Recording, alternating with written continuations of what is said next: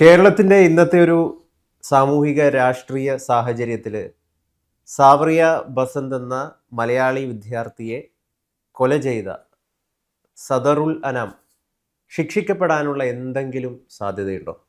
നമ്മൾ ഈ വാർത്ത റിപ്പോർട്ട് പോലും ചെയ്യാൻ പാടില്ല. ഇത്തരത്തിൽ നിർബന്ധിത മതപരിവർത്തനം, ഇസ്ലാം മതത്തിലേക്ക് ചേക്കേറാനായിട്ട് ഒരു വിങ് പ്രവർത്തിക്കുന്നുണ്ട് തുടങ്ങിയ കാര്യങ്ങൾ റിപ്പോർട്ട് ചെയ്യരുത്. അത് റിപ്പോർട്ട് ചെയ്ത് കഴിഞ്ഞാൽ ചിലർക്ക് അസഹിഷ്ണുത ഉണ്ടാക്കും എന്നൊക്കെയാണ് പലരും പറഞ്ഞുകൊണ്ടിരിക്കുന്നത്. അപ്പോൾ അതിൻ്റെ അടിസ്ഥാനത്തിലാണ് സർ ചോദിക്കുന്നത്, ഈ പ്രതിയായിട്ടുള്ള സദറുൽ ശിക്ഷിക്കപ്പെടാനുള്ള എന്തെങ്കിലും സാധ്യതയുണ്ടോ? മലയാളി മെഡിക്കൽ വിദ്യാർത്ഥിനിയായ സാവറിയ ബസന്തിനെ ഉസ്ബെക്കിസ്ഥാനിലെ ബുഖറ സർവകലാശാല ഹോസ്റ്റലിൽ വെച്ചിട്ട് മറ്റൊരു മലയാളി വിദ്യാർത്ഥിയായ മലപ്പുറം സ്വദേശി സദറുൽ അനാം അതിക്രൂരമായി കൊല ചെയ്ത വാർത്ത 2 ദിവസങ്ങൾക്ക് മുമ്പ് മാധ്യമങ്ങളിലെല്ലാം വന്നു. നമ്മളും അത് പ്രാഥമികമായിട്ടൊന്ന് ചർച്ച ചെയ്തു. ഇന്നലെ മലയാള മാധ്യമങ്ങളിലെ വാർത്തകൾ അനുസരിച്ചിട്ട് പ്രതി കുറ്റം സമ്മതിച്ചു, താൻ തന്നെയാണ് കൊന്നത് എന്ന് കുറ്റം സമ്മതിച്ചു എന്നാണ് കേരളത്തിലെ മാധ്യമങ്ങൾ റിപ്പോർട്ട് ചെയ്യുന്നു.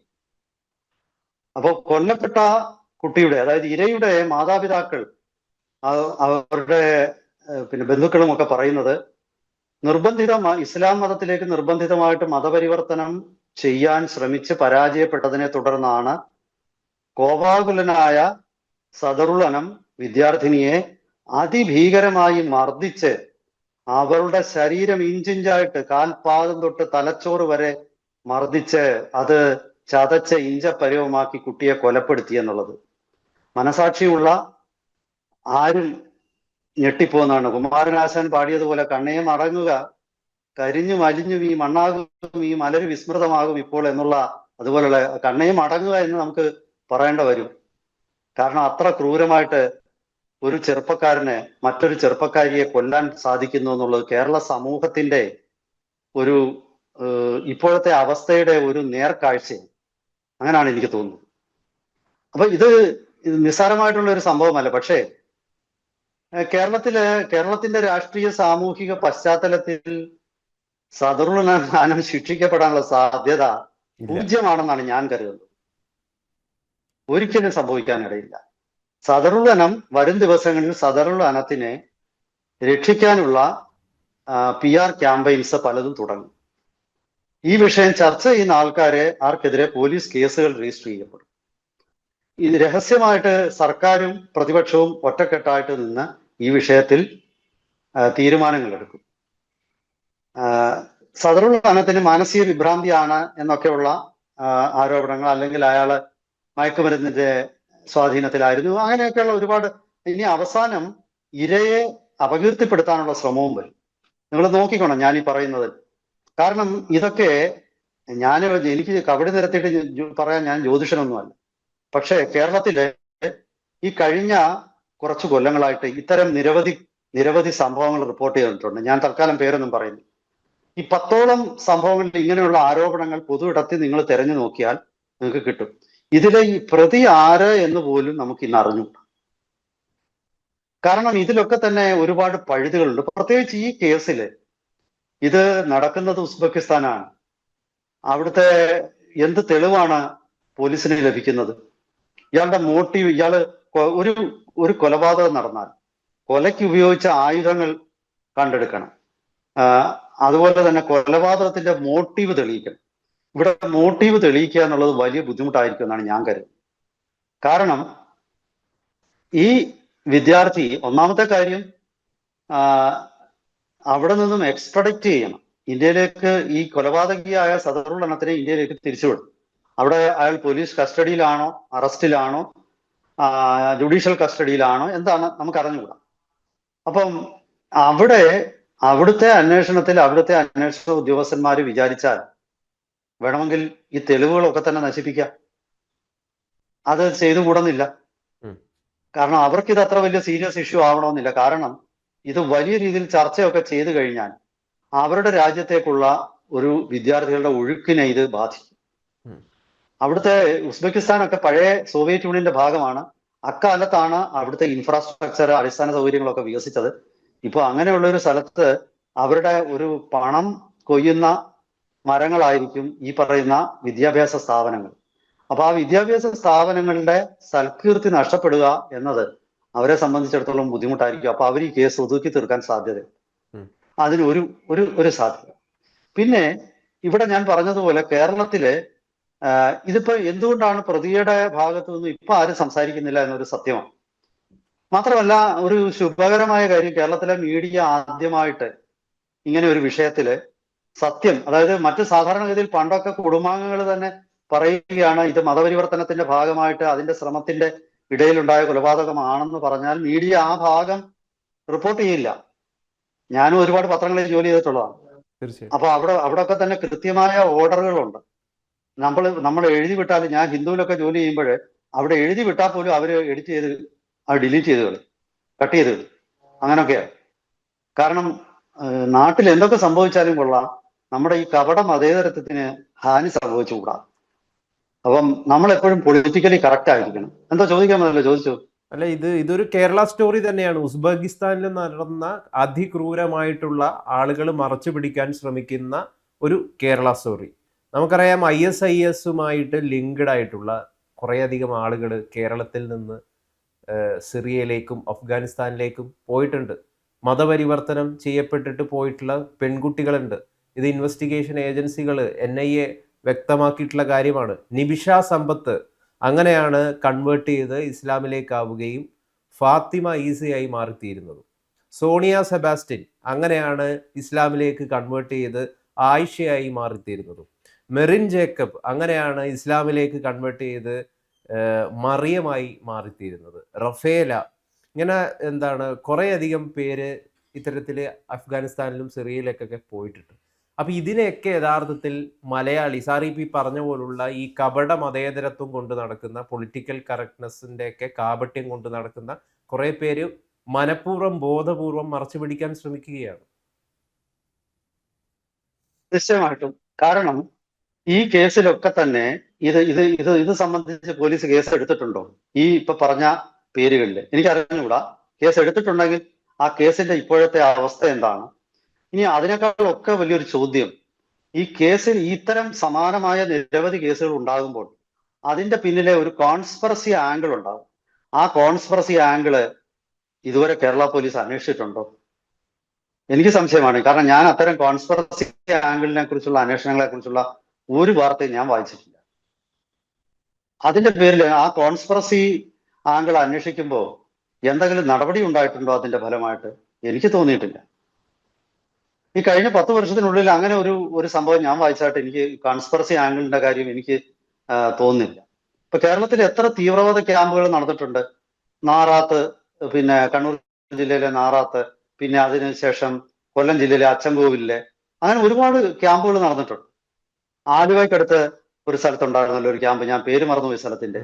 അപ്പൊ ഇങ്ങനെ നിരവധി ക്യാമ്പുകൾ നടന്നിട്ടും ഈ ക്യാമ്പുകളെ പരസ്പരം ബന്ധിക്കുന്ന ഒരു ചങ്ങലയെ കുറിച്ചുള്ള വിശദാംശങ്ങളൊന്നും കേരള പോലീസിന്റെ അന്വേഷണത്തിൽ പുറത്തു വന്നതായിട്ട് ഞാൻ വായിച്ചിട്ടില്ല. അപ്പൊ ഈ ഒരു ലാർജർ കോൺസ്പിറസി തിയറി പോലീസ് അന്വേഷിക്കാതിരിക്കുന്നിടത്തോളം കാലം ഈ ഒരു അന്വേഷണങ്ങളൊന്നും തന്നെ ഇത്തരം സമാനമായ കുറ്റകൃത്യങ്ങൾ ഭാവിയിൽ തടയപ്പെടും എന്നുള്ളത് ഉറപ്പാക്കുന്നില്ല എന്ന് ദൗർഭാഗ്യവശാൽ എനിക്ക് പറയേണ്ടത്. ഈ കേസിലും വ്യത്യസ്തമായിട്ടൊന്നും ഞാൻ കാണുന്നില്ല. ഞാൻ ഇതിൽ കാണുന്ന ഒരു അപകടം, അത് ഞാൻ പറയാം. കേരളത്തിലെ ഒരു രാഷ്ട്രീയ പാർട്ടിയും ഇതിലൊരു അഭിപ്രായം പറഞ്ഞിട്ടില്ല. ഭരണകക്ഷിയായ കോൺഗ്രസും വേണ്ടിയിട്ടില്ല, പ്രതിപക്ഷമായ CPM-ഉം വേണ്ടിയിട്ടില്ല. വലിയ തമാശ എന്ന് പറയുന്ന BJP സംസ്ഥാന പ്രസിഡന്റ് ഒന്നും പറഞ്ഞിട്ടില്ലല്ലോ. ഉണ്ടോ? BJPയുടെ ഏതെങ്കിലും നേതാക്കന്മാര് പറഞ്ഞായിട്ട് എനിക്ക് തോന്നുന്നില്ല. BJP അതിന്റെ സ്വന്തം വീട്ടിലെ പ്രശ്നങ്ങൾ പരിഹരിക്കാനുള്ള ശ്രമത്തിലാണിപ്പോൾ. കേരളത്തിലെ BJP ചെയ്യുന്നത് അവരുടെ തന്നെ ഫണ്ട് അടിച്ചു മാറ്റി, അതായത് ഇപ്പൊ തകരുന്ന തറവാടുകളിൽ നിന്നും സാധനങ്ങൾ പെറുക്കിയെടുത്തുകൊണ്ട് പോയി വിൽക്കുന്ന ആൾക്കാരെ കുറിച്ചുള്ള കഥകൾ ഞാൻ പഴയ കാലത്ത് കേട്ടിട്ടുണ്ട്. വീട് തന്നെ ഇളക്കി എടുത്തുകൊണ്ട് പോയിട്ട് വീടിന്റെ പിന്നെ കൊത്തുപണികളുള്ള തൂണുകളും അല്ലെങ്കിൽ അതുപോലുള്ള ഭാഗങ്ങളും ഒക്കെ മുറിച്ചെടുത്തുകൊണ്ട് പോയിട്ട് അത് വിറ്റ് കാശാക്കുന്ന ആൾക്കാരെ ഞാൻ കേട്ടിട്ടുണ്ട്. കാരണം തറവാട് ആരുടെയും അല്ല. കേരളം എന്ന തറവാട് ഒരു രാഷ്ട്രീയ പാർട്ടിയുടേതുമാണ്. അപ്പൊ അവർക്ക് ഇവിടെ എന്ത് നടന്നാലും ദീപസ്തംഭം മഹാശ്ചര്യം നമുക്കും കിട്ടണം പണം എന്ന് മാത്രമേ അവർക്ക് ഒരു ഇതുള്ളൂ. അതുകൊണ്ടാണ് അവര് ഇതെല്ലാം മറച്ചു വെച്ചുകൊണ്ട് കേരളം ഒന്നാം നമ്പർ എന്നുള്ള ഒരു മന്ത്രം ഇങ്ങനെ ഉരുവിട്ടുകൊണ്ടിരിക്കും. അത് കേട്ട് ആത്മസംതൃപ്തി അടയുന്ന വിജൃംഭിതരാകുന്ന ഒരു ജനതയായിട്ട് നമ്മളെ മാറ്റിയെടുക്കാനുള്ള ഗൂഢാലോചന ഈ ചില സാമൂഹിക വിരുദ്ധ ശക്തികൾ കേരളത്തിൽ നിരന്തരം നടന്നുകൊണ്ടിരിക്കും. ഇപ്പൊ നമ്മൾ ഈ പൊതു ഇടത്തിൽ തന്നെ ഇത്തരം വിഷയങ്ങളിൽ സത്യം പറഞ്ഞാൽ അതിന് താഴെ വരുന്ന കമന്റുകൾ ശ്രദ്ധിച്ചാൽ നമുക്കറിയാം, നമ്മളെ വർഗീയവാദിയാക്കിക്കൊണ്ടുള്ള കമന്റുകൾ ധാരാളം താഴെ വരും. ഇതൊക്കെ തന്നെ ആസൂത്രിതമായിട്ട് ചെയ്യുന്ന കാര്യങ്ങളാണ്. ഇതിന്റെയൊക്കെ പലപ്പോഴും ഈ കമന്റ് ഇടുന്ന ആളിന്റെ യഥാർത്ഥ പേരോ വിവരങ്ങളോ നമുക്ക് കാണാൻ കഴിയില്ല. ഇവരൊക്കെ തന്നെ വ്യാജനാമധാരികൾ പറ്റില്ല, വ്യാജനാമധാരികളായിട്ടുള്ള ആൾക്കാര്. അപ്പൊ ഈ സാവരിയയുടെ വിഷയം സംഭവിച്ചത് അത് കേരളത്തിന്റെ സാമൂഹ്യ ഘടനയുടെ പ്രശ്നമാണ്. എല്ലാ തരത്തിലുള്ള പല അനീതികൾക്കെതിരെയും വലിയ രീതിയിൽ വർത്തമാനം പറയുന്ന, ഒച്ചപ്പാടുണ്ടാക്കുന്ന, ഉടനെ അടി ഫേസ്ബുക്കിൽ ഒരു കുറിപ്പുമായിട്ട് പൊട്ടിത്തെറിക്കാൻ വരുന്ന പല ലിബറൽ മതേതരക്കാരും ഈ സാവറിയയുടെ കൊലപാതകം കണ്ടില്ല എന്നടിക്കുകയാണ്. എന്തുകൊണ്ടാണത്? അല്ല, അതാണ് ഞാൻ പറഞ്ഞത്, ആത്മവഞ്ചനയുടേതായിട്ടുള്ള ഒരു രാഷ്ട്രീയം. അതായത് നമ്മുടെ ചുറ്റും കാണുന്ന പലതും നമ്മൾ മറച്ചു വെക്കും. 1921 മലബാർ കലാപം അത് ഹിന്ദുക്കൾക്കെതിരായിട്ടുള്ള കലാപം തന്നെ ആയിരുന്നു എന്നുള്ളതിൽ ഇന്ന് ആർക്കും സംശയമില്ല. പക്ഷെ അത് സാക്ഷാൽ EMS നമ്പൂതിരിപ്പാട് ഒരു തിയറി ഉണ്ടാക്കി. അതായത് അത് കാർഷിക കലാപമാണ്. കാർഷിക കലാപമാണെങ്കിൽ അന്നത്തെ കാലത്തെ ജന്മിമാരായിട്ടുള്ളതിൽ മുസ്ലിം സമുദായത്തിൽപ്പെട്ടവരും ഉണ്ട്. അവർക്കെതിരെ ഒന്നും ആരും കലാപം നടത്തിയില്ലല്ലോ. അതൊന്നും കാർഷികമൊന്നുമല്ല. ഇത് അതായത് സത്യത്തെ ഇങ്ങനെ നഗ്നമായിട്ട് കള്ളം പറയാൻ, സത്യത്തെ മറച്ചു വെച്ചിട്ട് നഗ്നമായ കള്ളങ്ങൾ ഒരു ഉളുപ്പും കൂടാതെ പറയാനുള്ള ഒരു പാരമ്പര്യം, അത് ദൗർഭാഗ്യവശാൽ അത് കേരളത്തിലെ ഇടതുപക്ഷമാണ് അത്തരം ഒരു പാരമ്പര്യം സൃഷ്ടിച്ചത്. അത് ന്യൂനപക്ഷ വർഗീയത അപകടകരമല്ലെന്നും ഭൂരിപക്ഷ വർഗീയതയാണ് അപകടകരമെന്നും 1967 EMS മന്ത്രിസഭയുടെ കാലത്ത് EMS എടുത്ത ഒരു നിലപാടാണ്.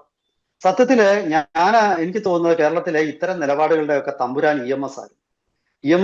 EMS ആണ് ഇത്തരം തിയറികളൊക്കെ കൊണ്ടുവന്നതും ഇതിനെ സാധൂകരിക്കുക. അതായത് ഈ കലാപം, മലബാർ അതിന് കോൺഗ്രസിന്റെ നേതാക്കന്മാരായ KP കേശവൻ മേനോന്, K മാധവൻ നായർ അവരുടെയൊക്കെ എഴുതിയ പുസ്തകങ്ങളിൽ കലാപമാണെന്ന് തന്നെയാണ് അവർ എഴുതിയിരിക്കുന്നത്. നിങ്ങൾ അതൊന്നും ഇന്ന് പല ആൾക്കാരും കോട്ട് ചെയ്യാനുള്ള ധൈര്യം കോൺഗ്രസിന്റെ നേതാക്കന്മാർക്കില്ല. ലീഗിനെതിരെ കോൺഗ്രസിന്റെ സാക്ഷാൽ രമേശ് ചെന്നിത്തല പ്രസംഗിച്ചിട്ടുണ്ട് കോഴിക്കോട് ചെന്നിട്ട്. CKG എന്നറിയപ്പെട്ട CK ഗോവിന്ദൻ നായർ, കേരള പ്രദേശ് കോൺഗ്രസ് കമ്മിറ്റിയുടെ പ്രസിഡന്റ് ആയിരുന്ന ആൾ, അദ്ദേഹം ഈ വിഷയത്തിൽ ശക്തമായ നിലപാടെടുത്തിട്ടുണ്ട്. ആ നിലപാടുകളൊക്കെ ഞാനിപ്പോ ഈ പറയുന്ന നിലപാടുകളാണ്. ആ നിലപാടുകളൊക്കെ മറന്നുകൊണ്ട് കേരളത്തിലെ രാഷ്ട്രീയ പ്രസ്ഥാനങ്ങൾ, മതേതര പ്രസ്ഥാനങ്ങൾ അത്തരം മറവികൾ യഥാർത്ഥത്തിലുള്ള പ്രസ്ഥാനങ്ങൾക്ക് സംഭവിച്ചതാണ് ഈ അപജയത്തിന്റെ കാരണമെന്ന് ഞാൻ പറഞ്ഞു. ശരിക്കും അതുകൊണ്ടാണ് ഇത്തരം സംഭവങ്ങൾ ആവർത്തിക്കുന്നത്. കാരണം ഇത് ആരും കണ്ടെന്ന് നടിക്കുന്നില്ല, എല്ലാവരും കണ്ടില്ലെന്ന് നടിക്കാൻ. ദൗർഭാഗ്യവശാല് ഈ കേസ് എനിക്ക് തോന്നുന്നില്ല ഇത് വേണ്ട ശിക്ഷ പ്രതിക്ക് കിട്ടുമെന്ന് എനിക്ക് തോന്നുന്നില്ല. നിങ്ങൾ ഒരു മാസം വെയിറ്റ് ചെയ്യുക, ഞാൻ കാണിച്ചു തരാം ഇതിനെതിരെയുള്ള. കാരണം ഞാൻ പറയുന്നത് എനിക്ക് ഇവരുടെ ഇടയിൽ ഞാൻ നുഴഞ്ഞു കയറിയിട്ടൊന്നുമില്ല. പക്ഷെ എനിക്കൊരു കാര്യം അറിയാം, കേരളത്തിന്റെ രാഷ്ട്രീയ സാമൂഹ്യ മേഖലകളിൽ സംഭവിച്ചിട്ടുള്ള മുൻകാല ചരിത്രം, അതിന്റെ ഒരു വിശകലനത്തിലൂടെ ഞാനൊരു കാര്യം പറയാം. ഇത് നിശ്ചയമായിട്ടും തേച്ചു മാച്ച് കളയപ്പെടും. ഈ വിഷയം ഉന്നയിക്കുന്ന ആൾ വർഗീയവാദിയായിട്ട് കുറച്ച് മാസങ്ങൾക്കുള്ളിൽ, ഇതിപ്പോ തൽക്കാലം ഈ പ്രശ്നത്തിന്റെ ചൂടിൽ നിൽക്കുകയാണ്, അത് കഴിയുമ്പോൾ പ്രശ്നം ഉന്നയിക്കുന്നവരെ വർഗീയവാദിയായിട്ട് മുദ്രകുത്തിക്കൊണ്ട് പുതിയ ചാപ്പയടിക്കുന്ന പുതിയ സമ്പ്രദായങ്ങൾ നിലവിൽ വരും. അപ്പൊ അതിനൊന്നും അധികം താമസമുണ്ടെന്ന് ഞാൻ കരുതുന്നില്ല. ഇതൊരു രാഷ്ട്രീയ ആയുധമാക്കി മാറ്റേണ്ട കാര്യമല്ല. പകരം ഇതിലെ സത്യം, ആ സത്യം പുറത്തു കൊണ്ടുവരട്ടെ. നിഷ്പക്ഷമായ ഒരു അന്വേഷണത്തിന് ഞാൻ പറയുന്നത് കേന്ദ്ര സർക്കാർ ഇതിൽ ഇടപെട്ട് ഉസ്ബെക്ക് സർക്കാരുമായിട്ട് നേരിട്ട് ഇത് സംസാരിക്കണം. നിരവധി മലയാളികള്, ഇപ്പം ഉദാഹരണത്തിന് യമനില് ഒരു യമനിയെ കൊന്നിട്ട് കിടക്കുന്ന ഒരു മലയാളിയുണ്ട്, നിമിഷ. അതൊരു എന്താണ് ആ സ്ത്രീയുടെ പേര്? അവിടെ അറസ്റ്റ് ചെയ്യപ്പെട്ട ഒരു യമനി പൗരനെ കൊന്ന വധശിക്ഷ കാത്തിരിക്കുക, നിമിഷ ഫാത്തിമ. അപ്പൊ അവർക്ക് വേണ്ടി പോലും സംസാരിക്കാനും ഇടപെടാനും കേന്ദ്ര സർക്കാരും ഒക്കെ ഉണ്ട്. കേന്ദ്ര സർക്കാർ എൻ്റെ അഭിപ്രായത്തിൽ ഈ വിഷയത്തിൽ ഇടപെട്ടിട്ട് നിശ്ചയമായിട്ടും ഉസ്ബക്ക് സർക്കാരിനെ ആയിട്ട് ഇടപെട്ട് ഇതിൽ സത്യം പുറത്തു കൊണ്ടുവരാനും ഈ കേസ് അട്ടിമറിക്കപ്പെടാനുള്ള സാധ്യതകളെ ഇല്ലാതാക്കണം എന്നുള്ളതാണ് അടിയന്തരമായിട്ടുള്ള കാര്യം. കേരള സർക്കാർ ഇക്കാര്യത്തിൽ കേന്ദ്ര സർക്കാരിൽ സമ്മർദ്ദം ചെലുത്തണം. കേരള BJP ഘടകവും ഇതിനകത്തിൽ ഇടപെട്ട് പിന്നെ ഇരയുടെ ഭാഗത്ത് നിന്നും ഇരയ്ക്കും ഇരയുടെ കുടുംബത്തിനും നീതി നടപ്പാക്കാൻ വേണ്ട ഒരു മുൻകൈ എടുക്കേണ്ട സമയമുണ്ട്. രാഷ്ട്രീയ പ്രസ്ഥാനങ്ങളുടെ മൗനം ഭീകരമാണ്. ഈ സാർത്രേ പറഞ്ഞതുപോലെ സൈലൻസ് ഈസ് വയലൻസ് എന്നൊരു വാക്ക്, ഒരു പ്രയോഗം പണ്ട് ജാൻ പോൾ സാർത്രേ നടത്തിയിരുന്നു. ഇവിടെ കാണുന്ന ഈ നിശബ്ദത ഒരു വയലൻസ് ആയിട്ടാണ് ഞാൻ കാണുന്നത്. ചോദിക്കൂ, പറയൂ. രമേശ് ചെന്നിത്തല ഈ വീട്ടിൽ കഴിഞ്ഞ ദിവസം സന്ദർശിച്ചിട്ടുണ്ടായിരുന്നു സബറയുടെ. തീർച്ചയായിട്ടും അദ്ദേഹം ആ വിഷയത്തിൽ പ്രത്യേകിച്ച് കേരളത്തിന്റെ ആഭ്യന്തരമന്ത്രി എന്നുള്ള നിലയിൽ അദ്ദേഹം ഈ വിഷയത്തിൽ നീതി നടപ്പാക്കാനായിട്ട് മുൻകൈ എടുക്കുമെന്ന് തന്നെയാണ് ഞാൻ പ്രതീക്ഷിക്കുന്നത്. പക്ഷേ സാർ, ഈ വിഷയത്തില് ഈ എല്ലാവർക്കും കൃത്യമായിട്ട് കാര്യങ്ങൾ എന്താണെന്ന് അറിയാം. പക്ഷേ പ്രതികരിക്കാനുള്ള ഭയപ്പാട് യഥാർത്ഥത്തിൽ ഇവിടെ സൃഷ്ടിച്ചിരിക്കുന്നത് സുഡാപ്പികളും ഇസ്ലാമിസ്റ്റുകളായിട്ടുള്ള ആളുകളുമാണ്. കാരണം ഈ വിഷയത്തിൽ ഏതെങ്കിലും മതേതര ലിബറലുകൾ പ്രതികരിച്ചു കഴിഞ്ഞാൽ ഉടനടി ഇസ്ലാമോഫോബിയ, സംഘി എന്ന് പറയുന്ന ചാപ്പ അടിച്ചു കൊടുക്കും ഈ ഇസ്ലാമിസ്റ്റുകൾ. അതിൽ ഭയപ്പെടാത്ത നമ്മളെ പോലുള്ള ആളുകളൊക്കെയാണ് പ്രതികരിക്കുന്നത്. ഭയപ്പെടുന്നവർ പ്രതികരിക്കുന്നില്ല. അതെ ഗൗതം, ഞാന് ഇസ്ലാമിസ്റ്റുകളെ സുഡാപ്പികളെയും കുറ്റപ്പെടുത്തുന്നില്ല. കാരണം അവരുടെ കാര്യം ചെയ്യുന്നു. അവർക്ക് വളരെ വ്യക്തമായ ഒരു ഐഡിയോളജി ഉണ്ട്. ആ ഐഡിയോളജി അനുസരിച്ച് പ്രവർത്തിക്കും. പക്ഷേ എന്നെ പല കാര്യങ്ങളിലും സത്യം പറയാൻ ഭയപ്പെടുന്ന ഒരു വിഭാഗമില്ലേ, ആ വിഭാഗമാണ് അവരെക്കാൾ അപകടകാരി. ഈ പറയുന്ന തീവ്രവാദ ഗ്രൂപ്പുകളും ഭീകരവാദ ഗ്രൂപ്പുകളും ഒക്കെ നമുക്ക് അവരെ കണ്ടാൽ തിരിച്ചറിയാം, നമുക്ക് ഒഴിഞ്ഞു നടക്കാം. കാരണം അവർ മുഖം മൂടിയിട്ടല്ലാണ്. കേരളത്തിലെ ഏറ്റവും അപകടകരമായ വിഭാഗം എന്നത് ഈ മുഖം മൂടിയിട്ട് നടക്കുന്ന സ്വയം പ്രഖ്യാപിത പുരോഗമന, സ്വയം പ്രഖ്യാപിത ഇടത് എന്ന് സ്വന്തം നെറ്റിയിൽ എഴുതി ഒട്ടിച്ച് വെച്ചിരിക്കുന്ന ഒരു വിഭാഗം ആൾക്കാർ. അവരാണ് യഥാർത്ഥത്തിൽ കേരള സമൂഹത്തിന് പ്രതിസന്ധി സൃഷ്ടിക്കുന്നത്.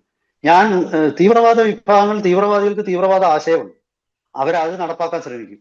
ഓരോരുത്തരും അവരുടെ ഐഡിയോളജി അല്ലേ നടപ്പാക്കേണ്ടത്. ഞാൻ അവരെ കുറ്റപ്പെടുത്തത്തില്ല. അവരെ അഴിഞ്ഞാടാൻ വിടുന്ന രാഷ്ട്രീയ പാർട്ടികൾ, അവർക്ക് നേരെ നടപടി എടുക്കാതിരുന്ന കേരള പോലീസ്, അവരെ കണ്ടില്ല എന്ന് നടക്കുന്ന അധികാരി വർഗം, അവരാണ് ഇതിനകത്തിലെ കുറ്റക്കാർ. അല്ലാതെ ഞാൻ തീവ്രവാദികൾ അതെന്തുകൊണ്ടാണ്? അപ്പൊ ഇവര് തമ്മിലുള്ള രഹസ്യ ഇടപാടുണ്ടാകും. അപ്പൊ യഥാർത്ഥത്തിൽ ഈ തെറ്റിന് വളം വെച്ച് കൊടുക്കുന്നവരെ, സമൂഹത്തിലെ മാന്യന്മാരായിട്ടുള്ള മാന്യതയുടെ മൂടുപടം അണിഞ്ഞ ആൾക്കാരാണ്, അവരെയാണ് നിങ്ങൾ കരുതിയിരിക്കേണ്ടത്. മറ്റവർ അവരുടെ പണി ചെയ്യും. അതിനെ തടുക്കേണ്ടത് ഭരണ സംവിധാനങ്ങളുടെ ജോലിയാണ്, പോലീസിന്റെയും അതുപോലെ മറ്റ് ഭരണകൂടത്തിന്റെയും തൊഴിലാണ്. ആ ഭരണകൂടവും പോലീസും ഉണർന്ന് പ്രവർത്തിച്ചാൽ ഇത്തരം സംഭവങ്ങളും ഇത്തരം വിഭാഗങ്ങളൊന്നും ഉണ്ടാവില്ല. പകരം ഇത് ചൂണ്ടിക്കാണിക്കുന്നവർക്കെതിരെ കേസെടുക്കുകയും ഇവർക്കെതിരെ കേസെടുക്കാതിരിക്കുകയും ചെയ്യുന്നതാണ് ഇവരെ പോലുള്ള വിഭാഗങ്ങൾ സമൂഹത്തിൽ വളരുന്നത്. അത്ര എനിക്ക് പറയാനുള്ളത് ഇതിനകത്ത്. എന്തായാലും ശരി, എന്താണ്, നല്ലവാക്ക് ഓതുവാൻ ത്രാണി ഉണ്ടാവണം എന്നുള്ള ഒരു പ്രാർത്ഥനയോടെ നമുക്ക് നിർത്താം. സത്യം കാണാനുള്ള ഒരു കരുത്ത്, സത്യം ചെയ്യാനുള്ള ഒരു ആർജവം, അതൊക്കെ ഭരണകൂടത്തിന് ഉണ്ടാകട്ടെ എന്ന് നമുക്ക് പ്രത്യാശിക്കാം. എല്ലാവർക്കും നമസ്കാരം.